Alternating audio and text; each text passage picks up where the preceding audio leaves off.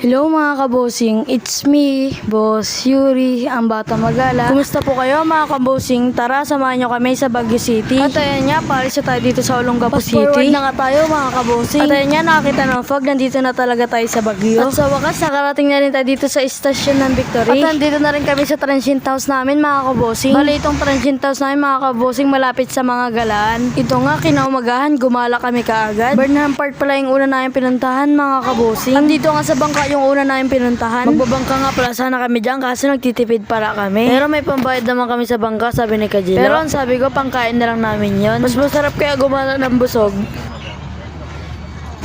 Sumunod naman na pinuntahan namin dito sa biking area. Alam nyo ba mga kabosing, ito yung una kong punta sa Baguio. Dati pinapangarap ko lang makapunta dito. Ngayon nandito na ako. Nilubos-lubos na nga namin yung paglalakad dyan mga kabosing. At pumunta na rin nga kami dito sa Igorot Park. Comment nyo nga mga kabosing kung Igorot Park talaga to. Kwento nga ni Kajilo, maganda daw gumala dito ng gabi. Balak ka namin babalik dyan ng gabi para mag night market. Kaso hindi na kinaya ng oras namin mga kabosing. At ito nga dating napapanood ko lang sa cellphone. At ngayon nandito na ako, nakikita ko na yung mga drawing nila. Grabe, magagaling talaga sila mag-drawing.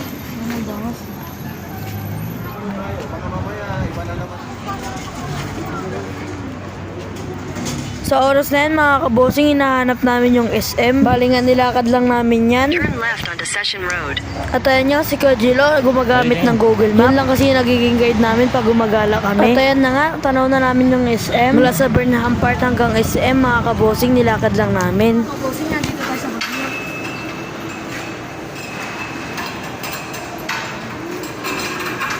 At dito nga sa taas, kitang-kita mo yung view. At itong school na to, katapat niya lang. Ito pala yung University of Cordillera. Hanip yan, muntikan pa ako mabulol mga kabosing. At ito nga mga kabosing, nagtaksi na tayo dito. Medyo malayo-layo kasi yung pupunta natin. Kapag nilakad siguro namin, gabi na kami makakarating. Bali yung pumunta nga kami dyan, ang haba ng traffic. Tapos mahaba din yung pila papuntang loob. Talaga nga masusubok yung pasensya mo dito mga kabosing. Kaya kailangan natin magtiis-tiis. Finally mga kabosing, nandito tayo sa Igorot Stone Kingdom. Magpapawaw ka talaga sa ganda dito. Isa nga siya talaga sa dinadayo mga kabosing. Hindi mo talaga pagsisiyan na pagpunta mo dito.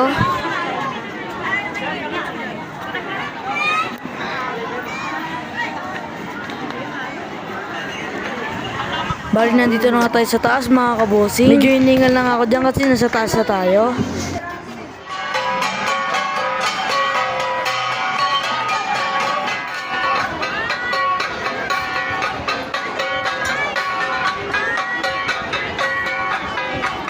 Kapag nandito ka mga kabosing, kitang-kita mo dyan sa baba. Halos makikita mo yung mga tao, maliliit na. Oo nga pala mga kabosing, nandito pala sa taas yung food court. Bali dito na kami naabutan ng tanghalian ni Kajilo. Huwag kayong mag-alala mga kabosing, kabilaan yan, mayroong CR. Nandito tayo sa Igorot Stone Kingdom.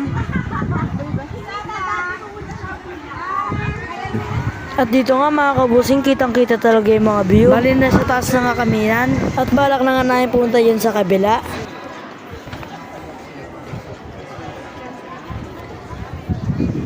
At ayan nga mga kabusing, nandito tayo sa kabila. Bali nagpahinga nga lang kami dyan ni Kajilo. Dito sa Igorot Stone talaga kami nagtagal. Talagang sinulit namin yung pagpunta namin dito mga kabusing. Tara!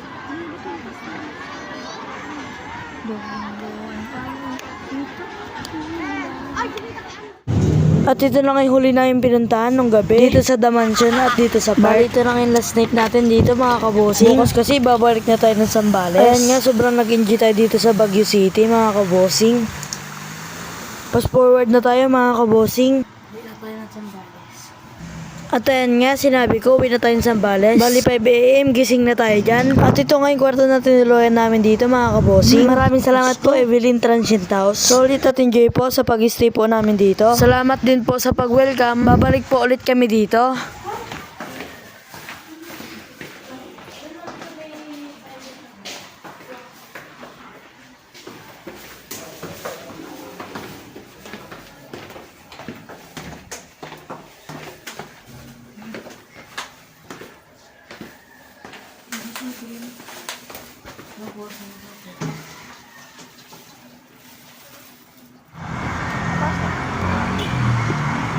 Nasa ba sila? Abas ba? Morning mga kabosing, pauwi na tayo ng Zambales.